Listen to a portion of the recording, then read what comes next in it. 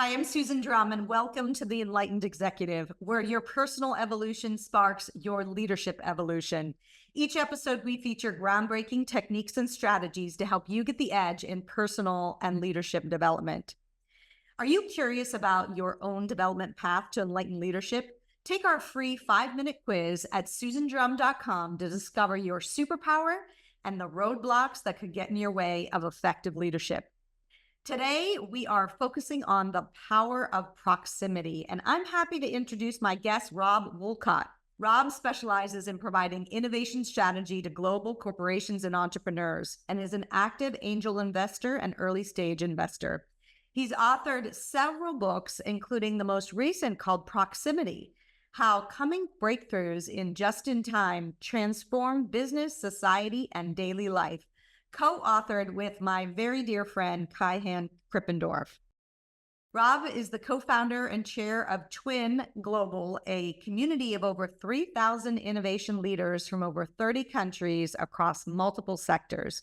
He's an adjunct professor at Booth, as well as an adjunct professor at Kellogg. So welcome, Rob. Great. Thanks for having me, Susan. Thank you. And I'm really curious to speak with you about this topic that you called what's coming is the proximity revolution, or in fact, it's here, the proximity revolution. So tell us about what that means. Well, great. By the way, before I start, I love the title of your podcast, Enlightened Executive. We need more of those. So keep up the great work. With respect to proximity, if I give the quick backstory, I was at a tech conference in 2014. That's a decade ago. And many of your listeners probably been to a lot of tech conferences. And it felt like I was watching the same speech, the same presentation for the 10th time. And I thought, we must be able to do better about understanding where the future is going than how everything's going to be connected. Okay, so what?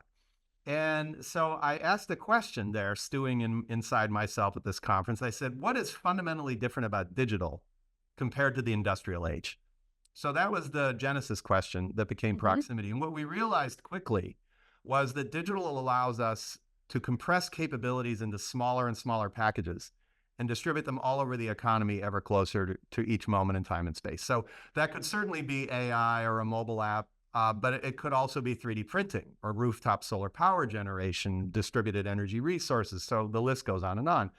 And so the implication of having all sorts of capabilities ever closer to the moment of demand is, and this is proximity, digital pushes the production and provision of value ever closer to the moment of demand in time and space. And so we started building this before COVID. And honestly, Susan, most people thought I meant better supply chain management. Now, we all love supply chains, but no, Kai-Han and I are literally saying, set up business models and technology platforms to incentivize us to procrastinate, to wait as long as possible before adding any value until you have a specific customer with a specific set of needs. And then you produce and provide right there at that moment. And that's proximity. Can you give us some examples of those that are doing that well? Oh, wow. Well, lots. But just to give some context for how we tackled this question is we look at proximity generally, but then we break it into what we're calling realms of life. So how we work, how we eat, how we create and produce, how we prevent and cure, how we power, and how we defend. And then in the final chapter, we look at the two horizons of the 21st century, which are space and virtual reality. We can come back to the crazy stuff later if you like.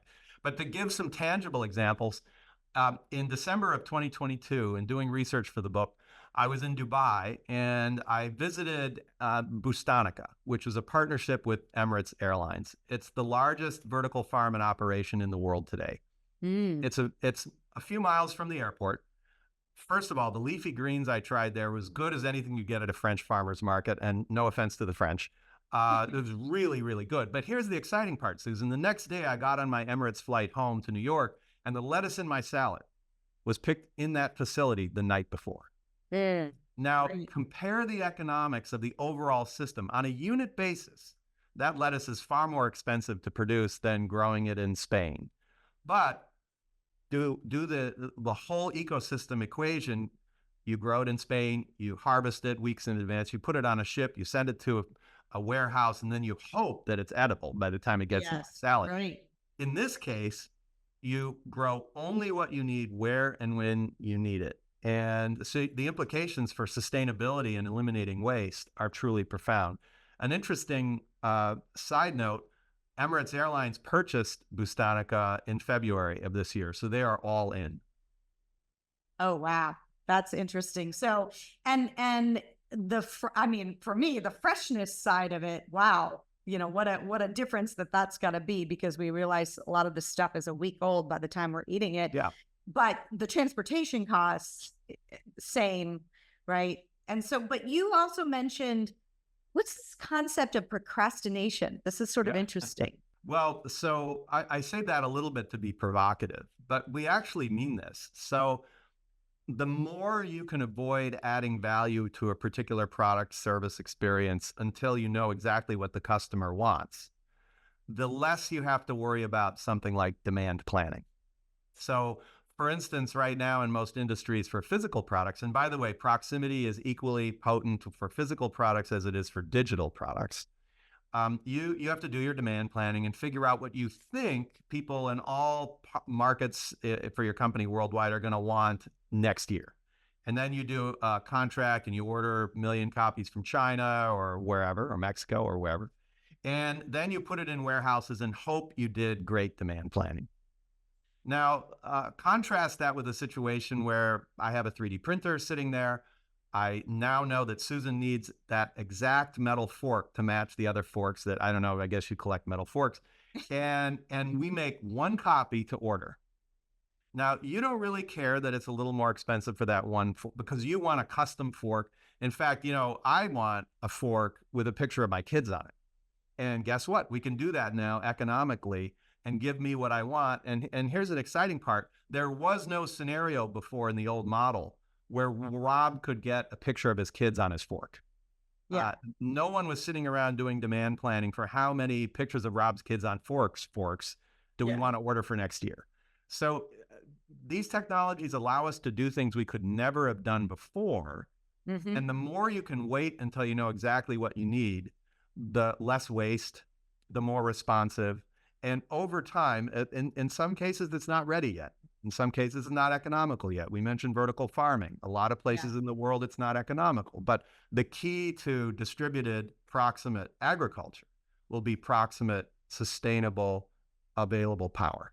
And once we solve that problem, then sustainable proximate agriculture can be everywhere. We can eliminate food deserts. We can create things that are custom to that area, that maybe even individual chefs own the intellectual property and only they are allowed to create that kind of, say, lab-grown meat. I saw this early last year in Israel at a company called Aleph Farms that makes lab-grown meats. So in any case, this is how dramatically different the proximate future will be.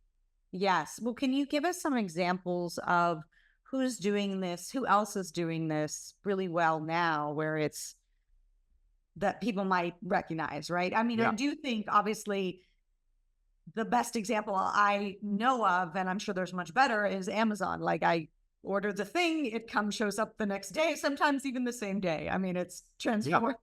Like, the number of Amazon boxes I'm now getting, Yeah.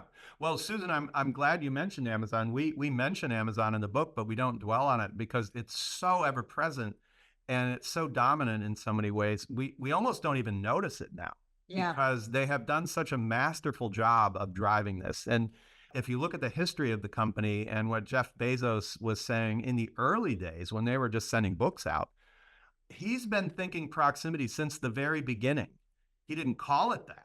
But he's always said, we need to maniacally give customers what they want faster and better than anybody else.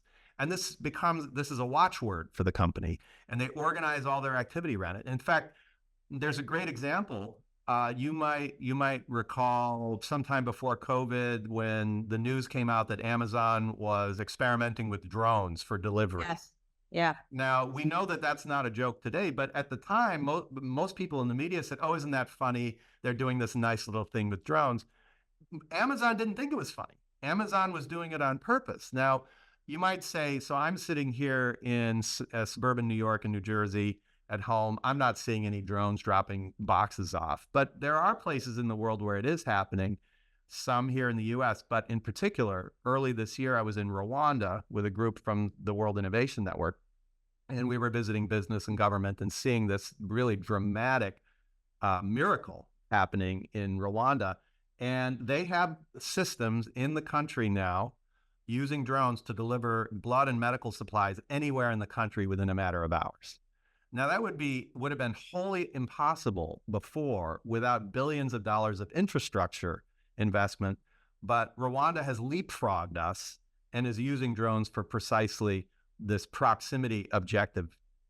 So it's happening all over the place, and Amazon is a great example because they live it every day. But there are many others. What would be one that that maybe we take for granted or similar that is using proximity in a way we didn't really think about before? One example that we all know that has been driving proximity to the consumer for years is Domino's Pizza.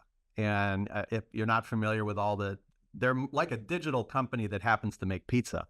And if you look at their share price over the past decade, for most cuts of that decade, if you had invested your money in Domino's compared to Google, you'd have been better off investing in Domino's Pizza. And that's compared to most of their competitors who haven't come close. And they, like Amazon, they made their watchword, we not only want to get it to you faster, but also with more transparency. So part of the proximity play for Domino's wasn't just having a digitalized approach to bringing pizza to their consumers, but also the ability for consumers to track where the heck is my pizza. What's going on right now? Well, they're making it. They're putting it in the delivery car. The fellow's almost to your house. That sort of thing. So This is an example of informational proximity that gives people greater transparency. And by the way, offers Domino's tons more data about their own performance and the happiness of their consumers so that they can radically improve that service over time. And they've been doing it for a decade. So there are lots of incumbent examples like that. But of course, there are tons of startups we talk about in the book, Proximity, that are doing things that you would think, oh my gosh, I had no idea that was even possible. Wow. Yeah. So then what would you say the mindset shift needs to be for leaders who are navigating this future world of the power of proximity? Great. So that's a fantastic question. There are lots of answers, but where I would start is recognizing that the way most of us see the world is enabled by and also constrained by the existing paradigm. Whatever the existing business model or ecosystem structure or whatever in my industry, I have degrees of freedom within it, but I tend to limit my thinking and vision within that rubric. And here's the thing. When you have technologies that allow you to do things you could never have done before, then that means that somebody's going to figure out how to solve those problems or solve new problems in ways you can't even think about. So I'll give you an example. Electric vehicles. And I love this one. I've been following electric vehicles since 2010. And that, by the way, Susan, is when everybody knew Tesla was definitely going to fail. You can look that up. 2010, well, I don't know when they're going to fail, but they're going to fail. Well, how's that going for you? In any case, so watching the trajectory of electric vehicles, and for so many years, people would say to me, Professor, I will be happy to buy an electric vehicle when there is infrastructure. Yes. And what they're thinking is, charging stations all over the place, just like gas stations, right? Right. Now, this feels right, but it is completely wrong. Why is that? Well, how many people have a garage? Can you plug stuff in your garage? So my wife, Ada, plugged in. Yeah. Exactly. Yeah. So my wife, Ada, and I have had a Tesla since 2016, and we don't even have a supercharger at home. Of course not. Yeah. We have an appliance outlet. And we plug the car in the morning, it's full. Yeah. Now, how many of us can fill up our petrol-based cars in our garage? Yeah. Nobody, right? Right. Furthermore, electric vehicles today are getting some arguably 400 to 500 miles on a charge. By the year 2030, we'll be able to get upwards of 1,000 miles on one charge. Oh. So now who cares about charging stations? Yes. So what's going on here? People take the new thing, and they cram it into the old paradigm. Right. And we do it over and over again. And it costs us a lot of money. So if you look at so many companies are promoting charging station infrastructure, and you can make money with charging station infrastructure and charging technologies, you can, but you got to do it the right way. So if you look at a company like ChargePoint, their share price has collapsed. It should have collapsed. It was a stupid model. Let's put charging stations all over the place and people will plug it in at the office. Tesla supercharger network, that makes sense. Mm-hmm. Why? Because Tesla selected locations for long distance drives. Yes. That's when I need charging station access, not at every grocery store and office building.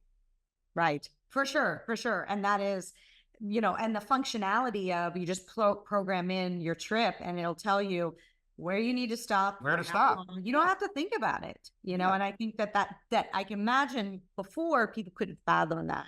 And it seems so complicated. And the fear of running out of charge, like, we call it range anxiety. It's right? The reality of it. Yes. Yes, for sure. For sure. By the way, Susan, we're finding that the only people that have range anxiety are people that don't own electric vehicles. I know. Once you have it, it's simple. It's so easy. The old paradigm, can you give an example of what is something that you think leaders just don't quite get about proximity? When I talk about that, it's like changing the water you swim in. So there's gotta be things that people just maybe, and we talked about this earlier, maybe dismiss about the concept, that they don't get that it's actually a paradigm shift. Yeah, that's interesting. I mean, nobody has really dismissed it, but if they don't think far enough, they think that what Kaihan and I are saying is just, you got to be more responsive to customers. And everybody's been saying that that's the goal of a business, to be more responsive to customers. But we're not saying that. We're actually saying building technology platforms and business models that encourage you to procrastinate, to hold off on adding value until you know exactly what the customer wants. And that's a very different, a dramatically different model. And the reality is, if you just take most industries, most situations as they are today and make small changes to them, you'll actually never get here. The good news is there are lots of companies, some incumbents like Amazon and Dominos, but many startups, entrepreneurs who are pushing that envelope to transform the model and build the new platforms. And I'll give you an example. And this actually came from a little bit of my own skepticism early on in the Proximity project, trying to understand how this might be rolling out. I looked for counterexamples. So I was looking for places. Where is a place in the world or an industry, a context, where proximity is not going to happen? It's just not going to happen, maybe for decades, maybe never. I don't know. Yeah. And one of those places, I thought, you know what? Pharmaceutical drugs. Because it's a life or death thing. If you get it wrong, somebody goes to jail, maybe somebody dies. So we need big plants, centralized with process control and regulatory oversight. So it's just not going to happen for drugs. Well, guess what? It already happened. A couple of years after that, I met this fellow, Dr. Jeffrey Ling, retired now military doctor. He spent 6 tours of duty in the Middle East, practices at Johns Hopkins. And he said, we kept running out of generic drugs in the war zone. Now, that's not a shocker because you're in a war zone. Yeah. But what shocked me, I didn't know this, Susan, we have generic drug shortages at hospitals and clinics all over the United States every day. All of our generics are made overseas.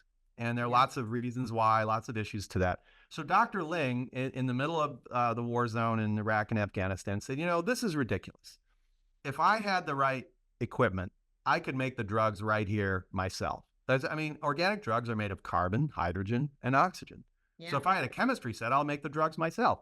So he came back to the United States. He got a big grant from DARPA, Defense Advanced Research Projects Agency, and worked with a team from MIT, and they did it. Right. Today, it's called On-Demand Pharmaceuticals. You can look it up. The equipment produces whatever drug you want on demand. And it sits there with carbon, hydrogen, and oxygen. Now, for all your listeners who are pharma industry fans, okay, there are APIs and some other things, but it basically is carbon, hydrogen, and oxygen. And it sits there doing nothing until you type in, I need 1,000 doses of atropine. And a couple hours later, out come 1,000 doses of atropine. I need 300 doses of ciprofloxacin. Out comes 300 doses of ciprofloxacin, exactly the same as you would get at the pharmacy. And the FDA has confirmed the drugs are exactly the same. Now, here's what's incredibly exciting. It's being used by military a little bit right now, but it now has its first commercial application in Tupelo, Mississippi. It's a very underserved health system in a low-income area. And they've had chronic stockouts of injectables for years. From the moment they switched on-demand system in January to today, they've had 0 stockouts in those drugs. And that's the first time in the history of that hospital system. So what did Dr. Ling do? He said, well, let's not worry about all that supply chain stuff. Let's create a system that sits there ready to go. And whatever drug we need, we can produce and provide right there in that moment. And it's dramatically more effective and dramatically less expensive. So that's a really great example. That helps, I think, crystallize it a bit more about what's possible. Because one of the things I was going to ask you is, you said, wait till the very end to add value. And I'm like, well, what do you mean by add value? Do you mean like customization? Yeah. But maybe tell me if this analogy works. As I was listening to you, I was thinking this analogy of like a chef. You know, if you run a restaurant, you do all the prep of all the the main building blocks of the ingredients early in the day. Yeah. And then as people come in, you put the ingredients together and you make your pizza, or you put and it's essentially, is that a good analogy for what you're suggesting, that leaders need to think about how they're offering their products and services to customers? Yeah, that is a good analogy. And note, Susan, Kian and I are not proposing that scale manufacturing at a distance is going to go away. I mean, in 30 years, we'll still have massive plants in China and Mexico and US and Germany, of course, where it makes economic sense. But we'll have smaller footprint plants closer to demand, enabled by automation and AI and robotics. We're already seeing that with reshoring, for instance, and what some people call deglobalization. We'll see production of certain products in urban areas, right downtown, where it makes sense, and eventually on your counter at home.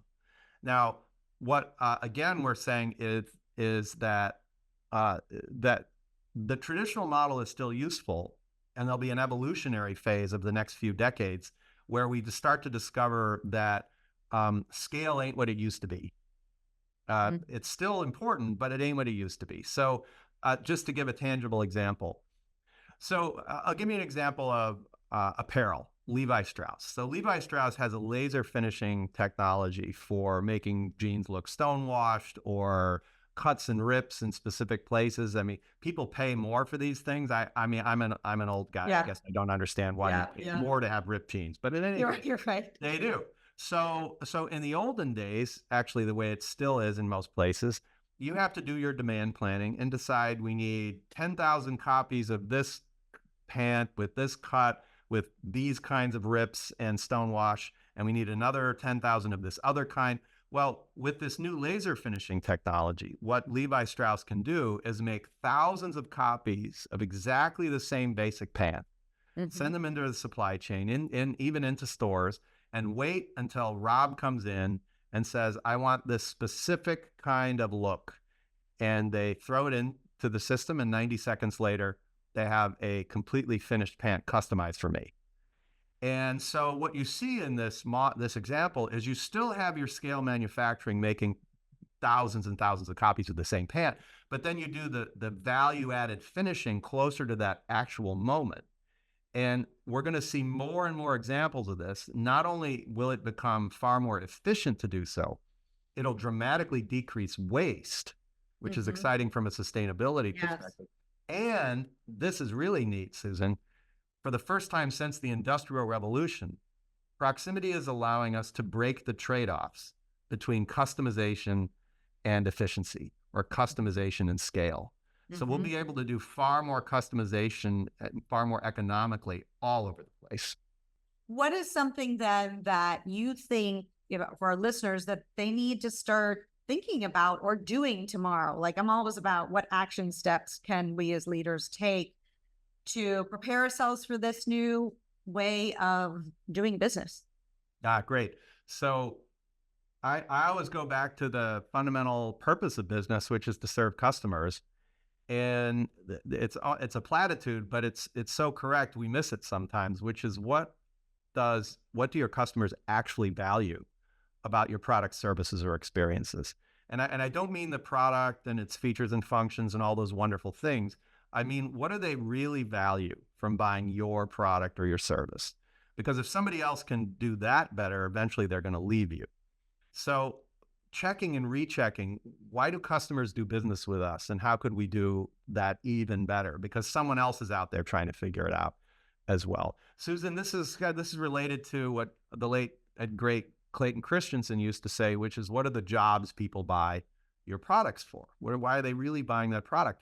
We think we know what it is, but often we discover we were wrong, or that those demands and desires change, and we've got to stay ahead of that. So I'll give you one example, and that was from a colleague at Kellogg years ago. He's since retired, and he used to be at a med devices company. And there were 4 companies in this small oligopoly. The company he worked for had the best technology, everybody agreed, but the worst customer satisfaction. And so a new CEO came in and said, this is ridiculous. We need to be number 1 in customer satisfaction. So every time we get a call for service of our med device, I want a technician on site within 24 hours. And if they get there, they get a bonus. And if they don't, they get dinged. Well, look, as Nikita Khrushchev said, people do what I pay them for. So bang, they're showing up really fast, on time, all over the place, right? A year and a half later, they're looking at the CustSat survey results, and they've moved up, but they're still a distant number 2 in customer satisfaction to the number 1. And the CEO said, this is unacceptable. How could this be? We're far outperforming them. And then they did some research. By the way, Susan, they probably should have done this research before coming up with that objective.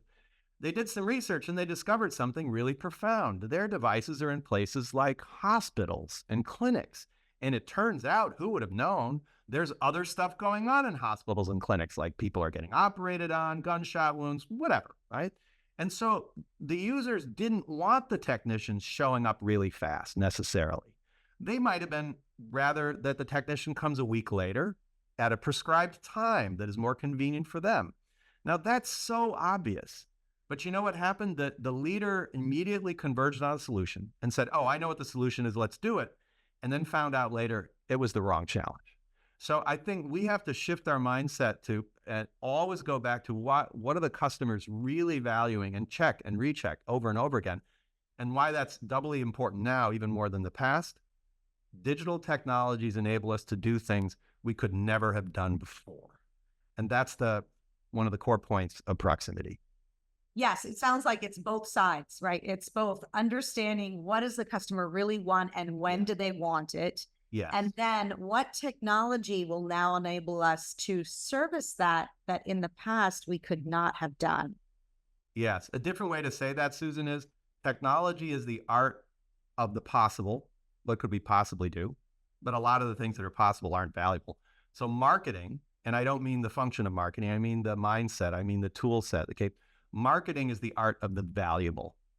And when we can put both value and capability together, that's where we have power. Well, fantastic. Thank you so much for joining us, Rob. This has been a really intriguing discussion, and it is taking the thought of innovation. A lot of leaders talk about innovation, but you're sort of really narrowing in what does that actually mean? And how do we put it in place as leaders? So, and really frankly, giving us foresight as to where every industry is going to go the rest of our careers. And now that when people see proximity, they see it all over the place. Yep, absolutely. Where can people learn more about you and your work? Well, first of all, Susan, I'm always on LinkedIn. Happy to receive an invite, but please mention that we met on Susan Drumm's show, because obviously I can't see you here. So reach out to me on LinkedIn. Also, proximitybook.net. You can find out about proximity, and twinglobal.org. All right. Thank you so much. And if you like this episode, you're not going to want to miss my interview with Joan Hibden, who teaches leaders the art of mastering feedback. Let's all lead the way. Hope you enjoyed today's episode, and I'd like to point you to the next important step. Hit the subscribe button and the bell to get notified when we release new content. I'll see you on the next episode of the Enlightened Executive.